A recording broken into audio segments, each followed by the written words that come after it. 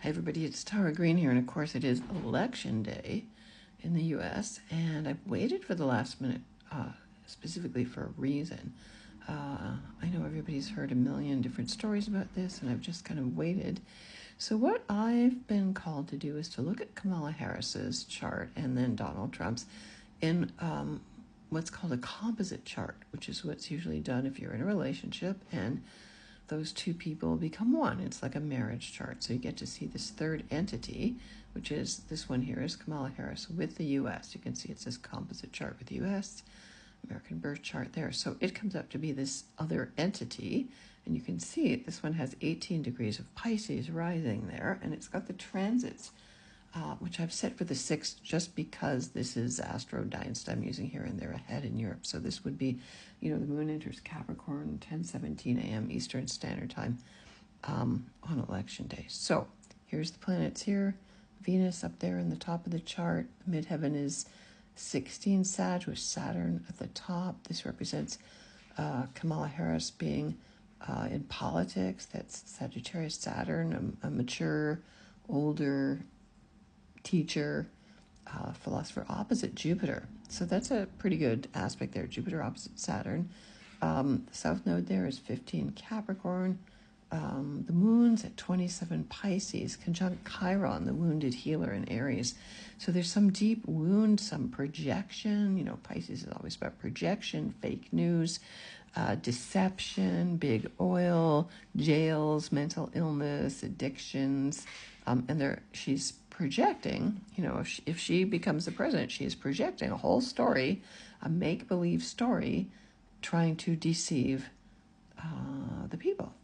All right, then she's got Lilith conjunct Juno in the 8th house of transformation, sex, money, power, control, secrets. Now this Lilith is totally associated with abortions and Scorpio, and this has to do with money. So there's money being made from outside sources. For this, Juno represents the feminine form of genius. Neptune's also in Libra there in the 8th house, again, deception.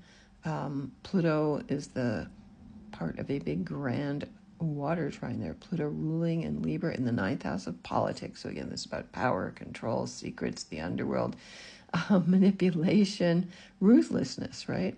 Even though it looks like Pisces, and of course Kamala, the reason people would see her as being someone who changes all the time is if you know anyone with the moon in Pisces or Pisces rising, they are just chameleons. They just change and adapt, and whatever it is you want to hear, and I'll just become like you. But it makes that person perceived as not solid, even though the sun is at 5 degrees of Virgo, conjunct Mercury in the 6th house of hard work, perfection, budgets, servants. So in a way, this shows that sense of servitude. There is a big square there from Mercury and the descendant to Saturn and Sag, which Saturn and Sag represents a bigger political international organization. And that's who Kamala, if she becomes president, is answering to, a big international consortium. It's right there in the 10th house, right? The 10th house of career. So this is very literal. And so, I find that the more you do astrology, if you really understand it, the literal symbols are always correct. There's Venus, there's the woman, the goddess in Leo in the 5th house of creativity, of fun, willpower. She can be sort of the lioness, but she's always laughing because there's that Venus in Leo. Ha, ha, ha. I'm having a good time. I like to be the center of attention. I like to party. I like to dance. That's all that, right? The North Node is at 15 Cancer, which is very close to the U.S. Sun. So somehow it does show that Kamala's fate is very deeply tied to the U.S.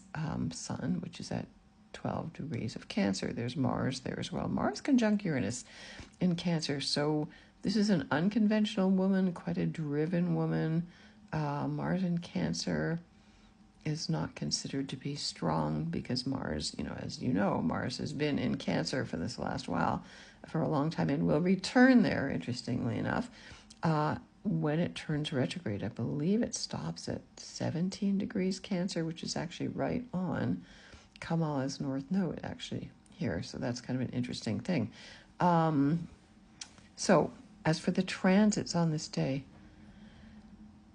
well, what do we see here? We see Neptune, the planet of illusion, delusion, fake news, big oil, right on the moon here that represents the people. The moon always represents the people.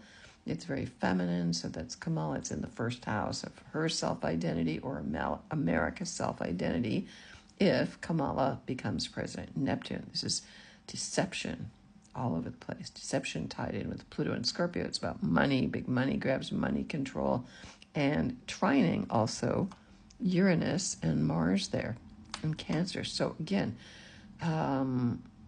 Uranus represents high tech. It represents radical changes. It represents innovation in the fifth house, which was willpower. So there's kind of a unique new energy coming in here, some kind of different, maybe different than you're expecting. Uranus is revolutionary for sure, but the Mars there is the guardian, and Mars is the warrior. So there's some kind of unusual new invention kind of coming here,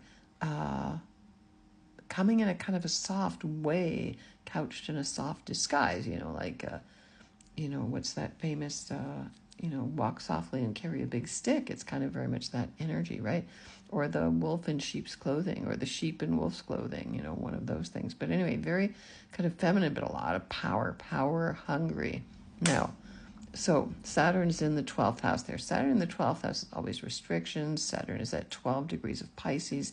Actually, the U.S. sun is 12 degrees of Cancer. So Saturn is actually trining Mars there. So there's a war signature there. Saturn and Pisces in the 12th house. Some warriors, again, some big, unusual, something that you wouldn't normally think is going on. Uranus is really transhuman as far as I'm concerned. Saturn trine Pluto. So there's a big power grabbing thing going on here in politics. So there's something bigger than you think. Let's see what else we got here. The sun on Juno, that's the feminine form of genius. So the sun is in what's called the via combustus. So that does feature a woman, a smart woman. Again, Venus and Athena, the strategist, in the 10th house there, in the house of career, world standing. The moon, again, in Capricorn, that's the feminine. The moon always represents the mood of the people. Mercury is in Sagittarius in the 9th house of laws, so there maybe have to be some legal stuff going on there. Pluto's it looks like it's right at 0 degrees of Aquarius, which is interesting because Pluto's moving to 0. Sorry, that is Pluto at 0 Aquarius. What am I saying? Pluto's at 29 Capricorn, actually, sorry. And then what else have we got here? Vesta, the root of investments in the first house. Chiron itself is opposite Neptune. So again, there's a big wound that's being obfuscated, or they're playing a big fake news game as well. Neptune in Libra is all about trying to be the people pleaser, waffling a lot.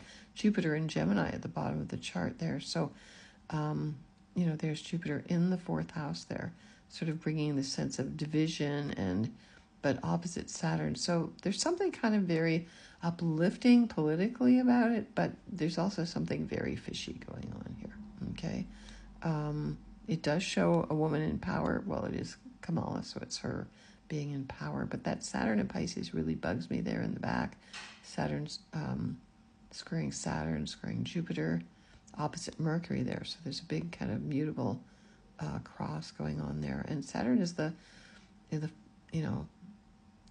finalizer, also the North Node is coming, sitting on Chiron, the wounded healer.